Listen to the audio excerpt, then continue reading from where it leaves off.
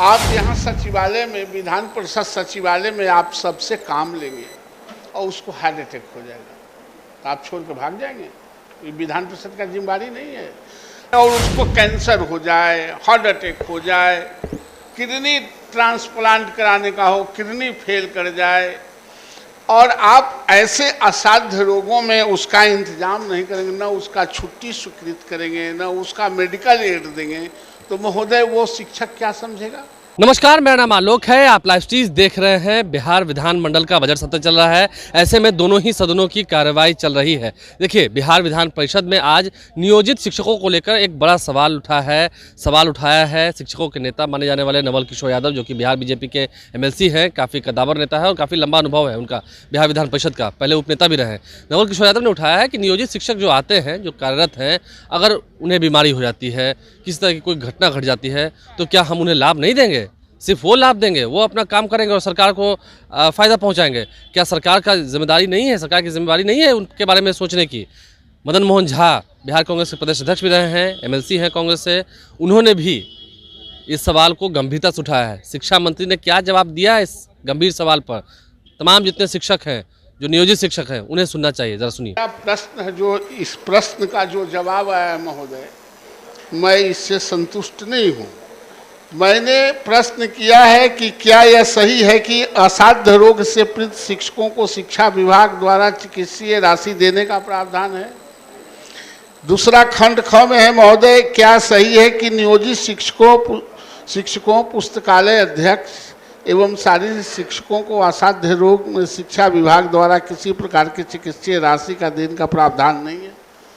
मैं महोदय अंतिम खंड में कहा कि इसका उत्तर स्वीकारात्मक है तो सरकार असाध्य रोग से पीड़ित नियोजित शिक्षकों को नियमित शिक्षकों की भांति चिकित्सीय राशि प्रदान करना चाहती है। यदि तो हाँ तो क्यों? महोदय, ये शिक्षक इनके हैं जो आप यहाँ सचिवालय में, विधान परिषद सचिवालय में आप सबसे काम लेंगे और उसको हार्ट अटैक हो जाएगा तो आप छोड़ के भाग जाएंगे। ये विधान परिषद का जिम्मेदारी नहीं है। आप उससे सारे काम कराएंगे और उसको कैंसर हो जाए, हार्ट अटैक हो जाए, किडनी ट्रांसप्लांट कराने का हो, किडनी फेल कर जाए और आप ऐसे असाध्य रोगों में उसका इंतजाम नहीं करेंगे, ना उसका छुट्टी स्वीकृत करेंगे, ना उसका मेडिकल एड देंगे, तो महोदय वो शिक्षक क्या समझेगा। इसलिए मैं माननीय मंत्री से मैं जानना चाहता हूं कि क्या कठिनाई है। आप जब पुराने शिक्षकों, इस राज्य में कौन ऐसे कर्मचारी हैं महोदय जिनको असाध्य रोग में नहीं मिलता हो? सरकार ने भी 5 लाख तक तो नरेंद्र मोदी जी ने दिया है, राज्य सरकार भी 4 लाख रुपया देती है।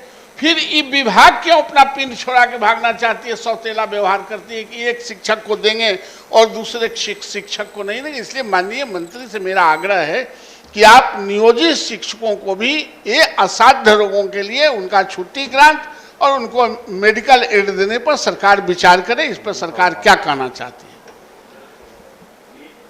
जो महोदय अभी नियमावली है उसके अधीन यह प्रस्ताव विचाराधीन नहीं है, नियमानुकूल नहीं है और माननीय सदस्य का जो अनुरोध है, आग्रह है, उस पर सरकार विचार करेगी। महोदय, माननीय मंत्री का जो जवाब है वो पूर्ण जवाब नहीं है, बीच ही में छोड़ दिया गया है। और जिस तरह से नियोजित काम करते हैं या शारीरिक शिक्षक या पुस्तकालय अध्यक्ष, सबों का काम बराबर है। सभी नियमित रूप से जितने घंटा नियमित टीचर करते हैं उतना घंटा ये भी करते हैं। और बीमारी तो किसी को कह के नहीं आता है, वो न जात पात देखता है न धनिक गरीब देखता है।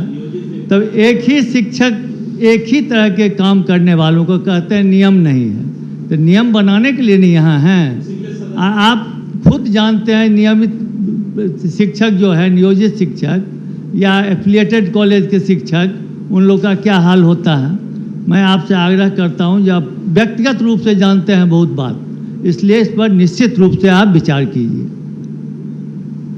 महोदय, माननीय सदस्य की भावना के हिसाब से सरकार विचार करेगी। तो शिक्षकों को लेकर जब बिहार विधान परिषद में सवाल खड़े किए गए नवल किशोर यादव द्वारा, ये महत्वपूर्ण सवाल था। मदन मोहन झा ने भी सुर से सुर मिलाए और मदन मोहन झा ने भी कहा कि विचार तो इस पर करना ही चाहिए, क्योंकि काम दोनों का ही बराबर होता है, चाहे वो नियोजित शिक्षक हो या फिर जो परमानेंट होते हैं, जो पहले से स्थायी शिक्षक हैं, उन दोनों का काम लगभग एक होता है। यहाँ तक कि नियोजित शिक्षकों का काम कभी कभार बढ़ा भी दिया जाता है। तो ऐसे में उन्हें कैंसर हो जाएगा, उनकी तबीयत ज़्यादा खराब हो जाएगी, वो गिर जाएंगे।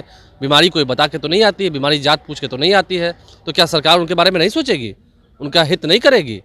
एक गंभीर सवाल था। शिक्षा मंत्री ने क्या कहा आपने सुना है। हमारे चैनल को सब्सक्राइब कर लें, साथ साथ फेसबुक पेज भी लाइक करें। धन्यवाद।